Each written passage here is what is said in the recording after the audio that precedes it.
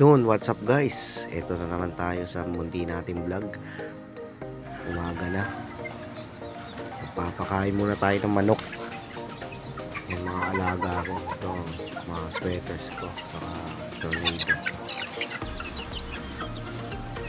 Ito medyo gumaganda na yung panahon, no? Walang kaulan-ulan masyado.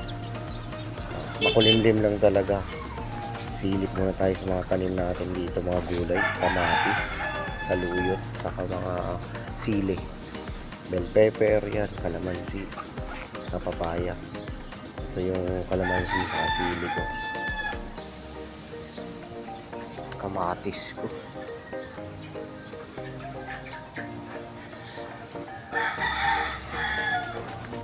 Kasi ito dumating na yung order ko sa Shopee na bagong sima nga gamitin ko sana sa dory sa karpa o bangus o tilapia kung saan man, pero malaking sima ito, size 12. Hindi kumad ka pa ga.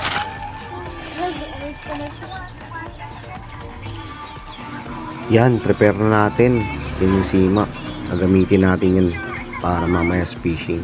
Ito, pumunta na ako rito sa Marikina. Galing ako na ito San Mateo, pumunta lang ako, naghatid ng patuka, saka nagpakain ng mga manok doon, saka turok ng gamot. Ito sila kuya na nanalok, saka may nangingisda, iilan lang din yan, pero marami din na mamaril sa kasalok.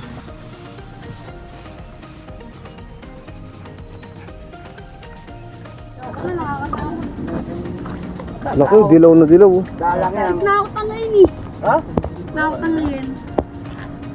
Laki, ang bigat niya, no? Swalo ka pa.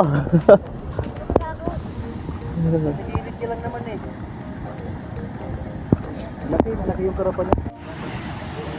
Ito pa, malungkot to, nag-donate daw. Ilang donate ng sima. Sa akin, putik, walang agat. Tumal ngayon. At ito na nga, wala talagang kahuli-huli talaga. Walang kumakagat, mas lamang yung sabit. Tapos naputol din yung rod ko, kaya umuwi na lang ako. Saka yung reel ko nasira dahil sa daming sabit. Kaya bawi na lang siguro next time. Abangan nyo na lang sa susunod na video ko. Sa Cainta at Pasig tayo manghuhuli. Salamat!